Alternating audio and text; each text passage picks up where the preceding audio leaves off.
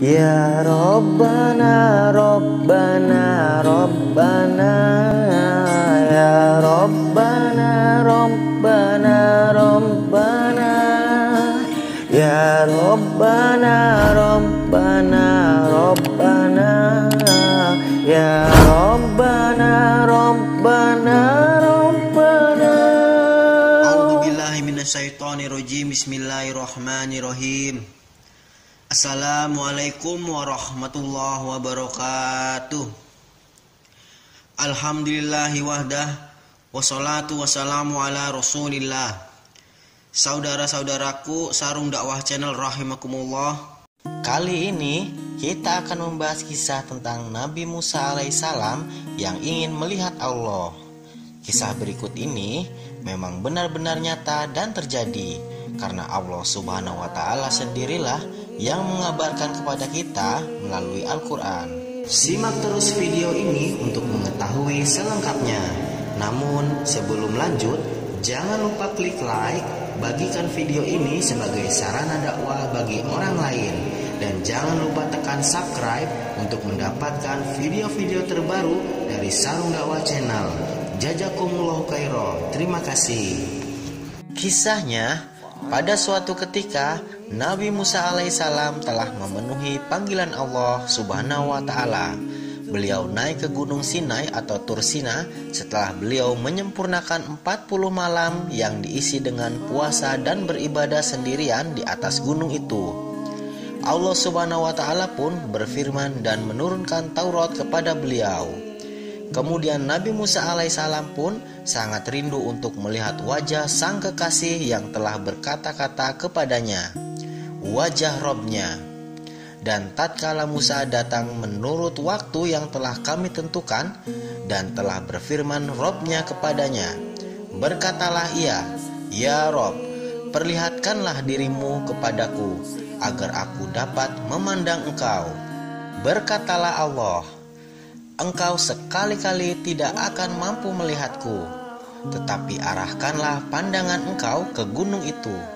Maka jika ia tetap pada tempatnya, niscaya engkau dapat melihatku.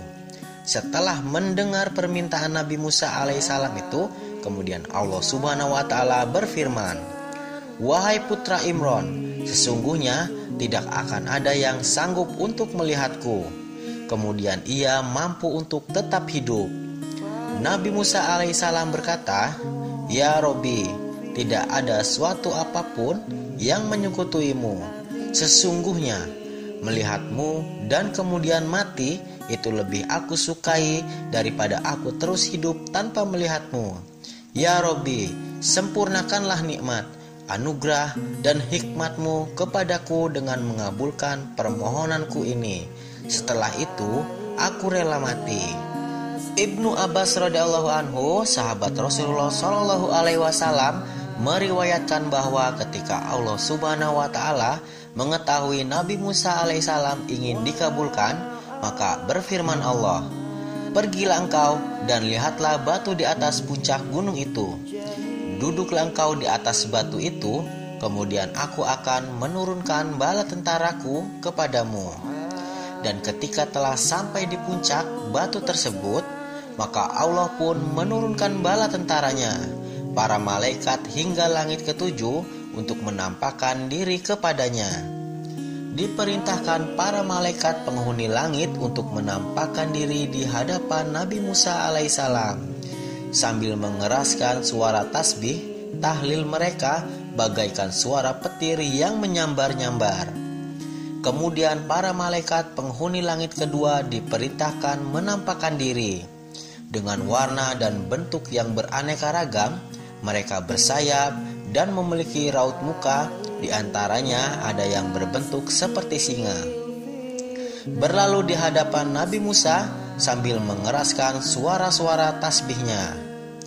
Mendengar teriakan-teriakan tersebut, Nabi Musa merasa ngeri dan kemudian berkata, ya Robbi, sesungguhnya aku menyesal atas permohonanku. Apakah engkau berkehendak untuk menyelamatkanku dari tempat ini? Pimpinan dari kelompok malaikat tersebut berkata, hai Musa, bersabarlah atas apa yang engkau minta. Apa yang engkau lihat ini baru sebagian kecil saja. Allah Subhanahu wa Ta'ala memerintahkan para penghuni langit ketiga turun. Lalu keluarlah malaikat-malaikat yang tak terhitung jumlahnya dengan aneka ragam bentuk dan warnanya.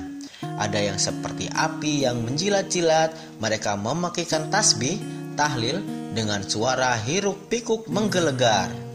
Nabi Musa semakin berputus asa, dan kelompok malaikat itu berkata, "Wahai Musa, bersabarlah hingga engkau tidak akan sanggup lagi untuk melihatnya." Kemudian penghuni langit keempat turun. Ada yang berbentuk seperti kobaran api yang menjilat-jilat, ada pula yang seperti salju. Dengan suara melengking mereka memakaikan tasbih dan tahlil. Demikianlah penghuni dari setiap langit turun satu demi satu. Semua malaikat tersebut bergerak maju sambil cahayanya menyambar semua mata yang ada. Mereka datang membawa tombak yang sangat panjang dan lebar. Tombak-tombak itu bagaikan api yang bersinar terang benderang melebihi sinar matahari. Nabi Musa alaihissalam menangis dan meratap, "Ya Robbi, ingatlah aku, jangan engkau lupakan diriku. Aku adalah hambamu, aku tidak mempunyai keyakinan bahwa aku akan selamat dari tempat ini. Jika aku keluar, maka aku akan terbakar. Jika aku masih di sini, aku akan mati."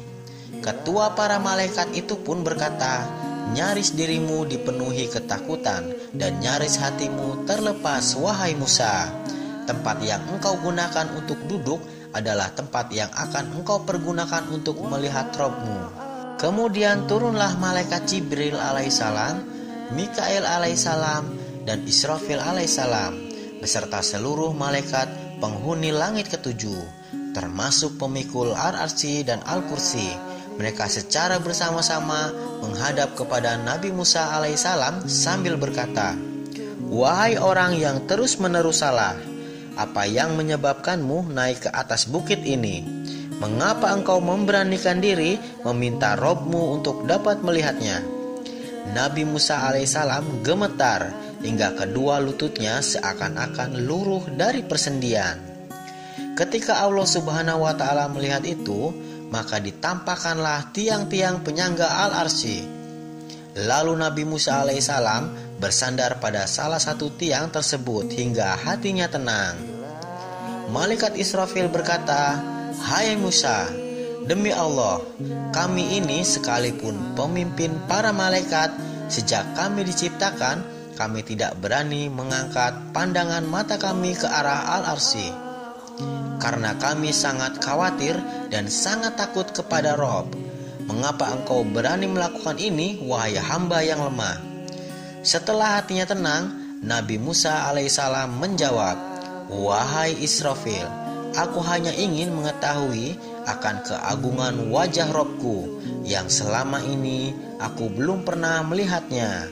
Kemudian Allah Subhanahu wa Ta'ala menurunkan wahyu kepada langit, "Aku akan menampakkan diri bertajali pada gunung itu." Maka bergetarlah seluruh langit dan bumi, gunung, matahari, bulan, mega, surga, neraka, para malaikat, dan samudra. Semua bersungkur sujud, sementara Nabi Musa alaihissalam masih memandang ke arah gunung itu. Tatkala Robnya menampakkan diri di atas gunung, maka hancur luluhlah gunung itu, dan Nabi Musa pun jatuh pingsan. Nabi Musa alaihissalam seakan-akan mati karena pancaran cahaya Allah Subhanahu wa Ta'ala yang mulia, dan ia terjatuh dari batu, dan batu itu sendiri terjungkal terbalik menjadi semacam kubah yang menaungi Nabi Musa alaihissalam agar tidak terbakar cahaya. Kemudian Allah Subhanahu wa Ta'ala mengutus malaikat Jibril alaihissalam untuk membalikan batu itu dari tubuhnya. Wajah Nabi Musa alaihissalam memancarkan cahaya kemuliaan. Rambutnya memutih karena cahaya. Maka setelah Musa tersadar kembali, ia berkata, "Maha suci engkau, aku sungguh bertaubat kepadamu, dan aku adalah orang yang pertama kali beriman." Quran Surah Al-A'raf. Nabi Musa pun berkata, "Saya beriman, bahwa sesungguhnya tidak ada seorang pun yang mampu melihatmu ya Allah dengan mata lahir, kecuali ia akan mati. Wallahu alam bisawab. Semoga video ini bermanfaat dan menambah keimanan kita. Yang benar datangnya dari Allah dan yang salah dari saya sendiri. Subhanakallahumma wa bihamdika asyhadu an la ilaha illa anta astaghfiruka wa atubu ilaik. Wassalamualaikum warahmatullahi wabarakatuh. Ilahi las tulil firdausi anan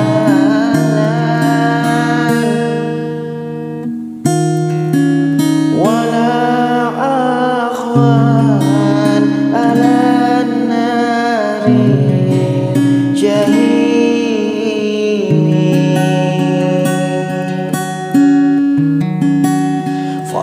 fa'abli taubatan waqfir dhunubi